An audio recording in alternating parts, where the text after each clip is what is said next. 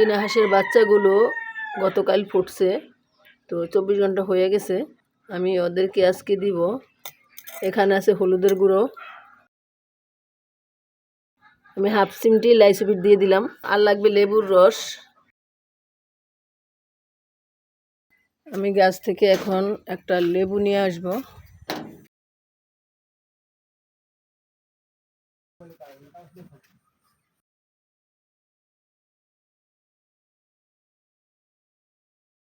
এই যে আমি এতটুকু লেবু নিয়ে আসছি,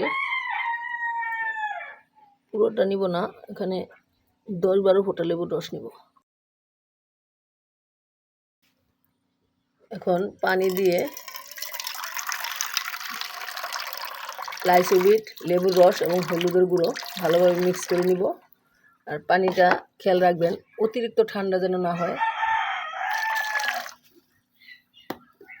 শুধুমাত্র কাল ছাড়ানো হলেই হবে, অথবা আপনাদের টিউবওয়েল থাকলে টিউবওয়েলের পানি নিয়ে নেবেন। এবার আমি এর সাথে দিয়ে দিব মুড়ি।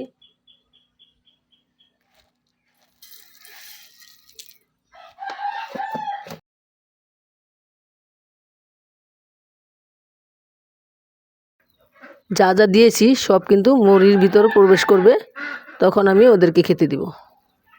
5টা মিনিট ওয়েট করব।